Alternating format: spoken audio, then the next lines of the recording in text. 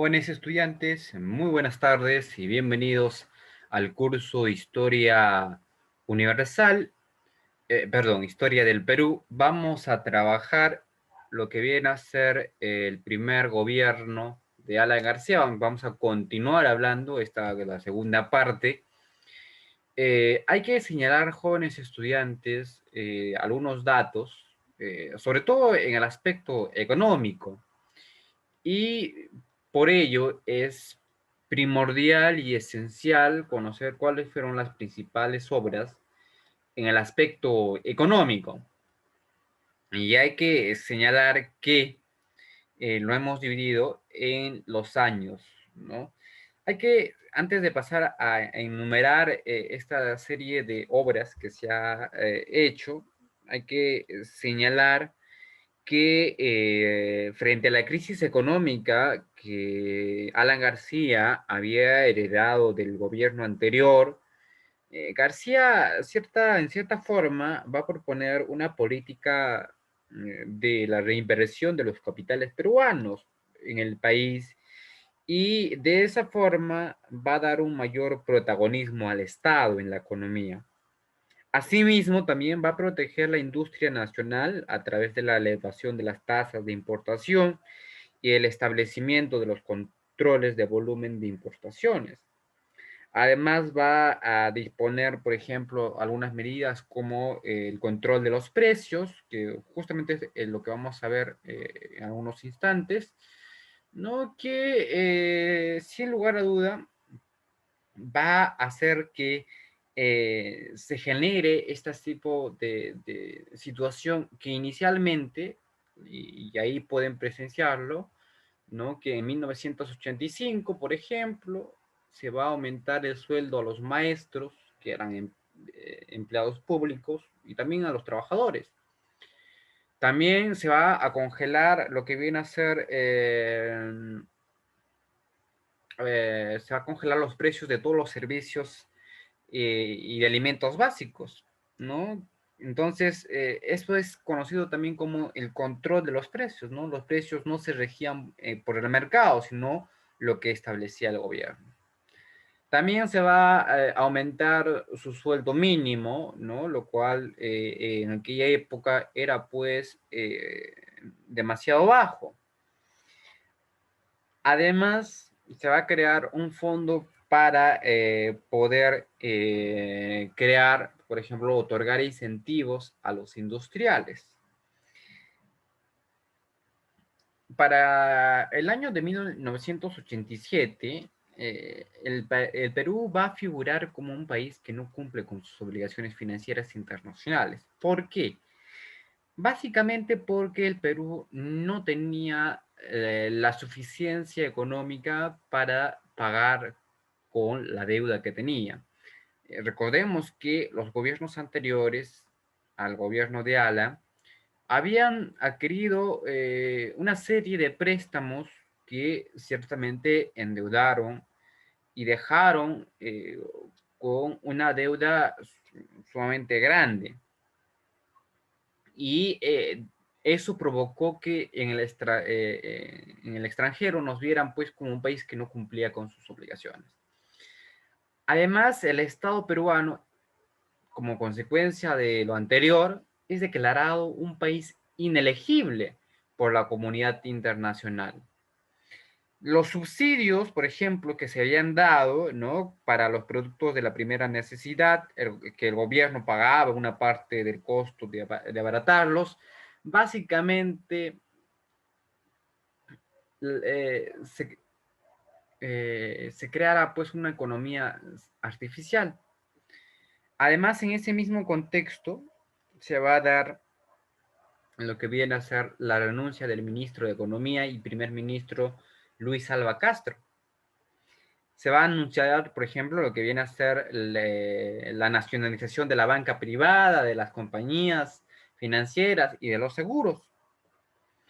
Para el año de 1888 se va a aplicar un shock a la economía, abandonando el control de precios. Se va a dar, por ejemplo, también la inflación, que se va a volver incontrolable, se va a incrementar hasta 1.722%. Para 1829 ya no se produce la inflación, sino la hiperinflación, que es básicamente una inflación elevada, fuera de control. Ahora, cuando nosotros hablamos de hiperinflación, hacemos básicamente que los hogares por debajo de la línea de pobreza crecieron exponencialmente de un 16,9% a un 44,3%. Lo mismo va a pasar, por ejemplo, en los para de un 20,5% y aún van a incrementar a un 30,5%. Esto es verificado, ¿no? Por Perú en números de 1991. Básicamente, lo que vemos es que la inflación había alcanzado a un 58% anual. Frente a este problema, lo que va a hacer el gobierno es básicamente lo que les señalaba anteriormente, ¿no? Tuvo resultados iniciales positivos, pues ni aún así va a llegar a reducir hasta el 62% anual. No obstante, su política de mejoramiento de ingresos y subsidios creó un déficit que va a tratar de compensar con la emisión de billetes sin respaldos de fondos del Estado. Ahora, hay que señalar que eso trajo consigo también que la moneda pierda su valor y el poder adquisitivo, ¿no? De manera alarmante. Por ejemplo, ¿no? Que se va a dar la creación de una nueva moneda, que es el INTI. Esta nueva denominación va a reemplazar al devaluado sol. En 1986, un dólar equivalía a 13 indis. A fines del gobierno, un dólar costaba 175.000 indis. Vean la cantidad en la que se va a elevar, ¿no? Entonces, existieron, por ejemplo, varios tipos de cambio, ¿no? Entre el Estado va a establecer, por ejemplo, el dólar MUC, que es el mercado único de cambios, que era pues más barato que el dólar en el mercado bancario y en el callejero, que es básicamente por el cual hoy en día a Alan García, la gente o la mayoría de los economistas, pues le critican bastante su política, ¿no? Entonces, esta situación va a generar que el Perú entrase en recesión. Estamos hablando de 1989. Consecuencia de esto es que se va a intentar en vano negociar con el Fondo Monetario Internacional para allá, para el 90, y la situación básicamente se va a ir agudizando, donde los efectos fueron devastadores para los sectores populares. Por otro lado, García había declarado que solo utilizaría el 10% del PBI para pagar la deuda externa, lo que va a originar básicamente el rechazo de la comunidad financiera internacional, el aislamiento económico del país y la imposibilidad de solicitar nuevos créditos internacionales. El gobierno de García se vio obligado hacia el final de su mandato a reiniciar los pagos en condiciones mucho más duras. Ahora, volviendo un poco en el tiempo, en 1987 García lanzó también una de las medidas económicas más controvertidas, que es la estatización de la banca. Que con esto básicamente lo que se proponía era ampliar el acceso al crédito del que gozaba una minoría del país y entregarlo al pequeño empresariado. Sin embargo, los banqueros y empresarios, así como cada vez empobrecida, la empobrecida clase media, rechazaron vigorosamente ese intento. De este modo, se va a iniciar la formación del Movimiento Libertad, grupo político liderado por el escritor Mario Vargas Llosa. quien se opuso al frente de la creciente oposición contra el gobierno. Y hacia 1889, el Perú básicamente atravesaba la peor crisis económica de su historia. Además, el aislamiento del gobierno se agudizó por la corrupción del régimen y la violencia política, donde la sociedad peruana va a vivir uno de los periodos más difíciles de su historia. Otros datos adicionales que debemos agregar a ello es, por ejemplo, que uno de ellos es que existió un fondo para otorgar incentivos a los industriales. Estamos hablando de 1985. Básicamente, el Fondo de Incentivos Industriales se creó con el objetivo de crear nuevos puestos de trabajo y aumento de producción, ¿no? Por este plan económico, el sector manufacturero va a crecer un 18,6% y el comercio en un 30%. Cuando o la renuncia de Luis Alva Castro en 1987, esto se da en junio de ese mismo año, el ministro de Economía y su primer ministro, Luis Alva Castro, renuncia a su cargo por la inminente crisis que se venía ante el desenlace de la economía. Y aquí podemos ver en un cuadro lo que viene a ser la evaluación de la inflación. Aquí podemos hacer una comparación de lo que fue, eh, esta es la evolución de la inflación desde el 1980 hasta el año 2009, es decir, hasta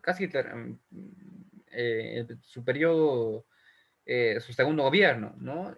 Y vean en qué año es donde se dispara la inflación, en el 90.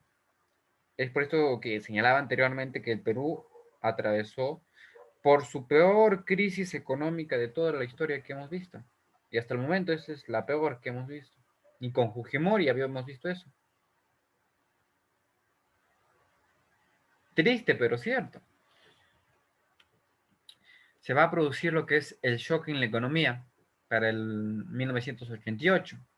Y en septiembre de 1988 se va a aplicar un shock a la economía, abandonando el control de los precios, la inflación se había vuelto incontrolable, llegando básicamente al incrementarse hasta 1722%, que lo que ya había mencionado anteriormente, ¿no? Posteriormente a ello se va a dar la hiperinflación, que se produce una hiperinflación que va a elevar los precios de los productos en todas sus variantes. La inflación se elevaba más aún, llegando a incrementarse a los 2.776%, donde la moneda, que era el sol, pierde su valor. Y el poder adquisitivo es alarmante, ¿no? El Perú había entrado básicamente en recesión. Cuando se habla de recesión, se está hablando del retroceso o de la disminución de la actividad comercial e industrial. Esa es la situación en la que el Perú tuvo que afrontar esa situación.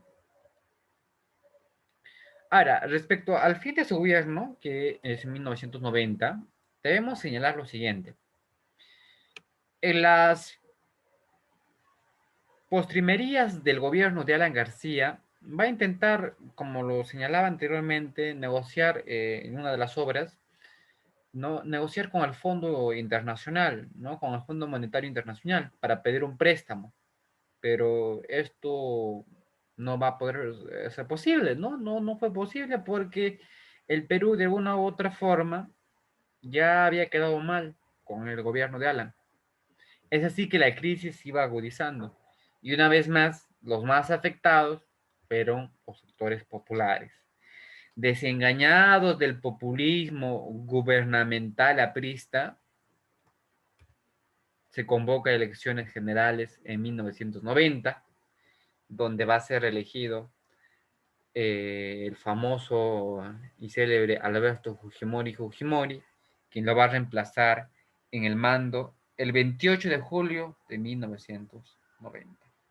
Y es así como termina su gobierno, un gobierno que de alguna u otra forma llega a su fin con una de las peores crisis económicas nunca antes vistas. Muy bien, jóvenes estudiantes, hasta aquí la clase del día de hoy. Espero que les haya gustado. Nos volveremos a reencontrar el día de mañana.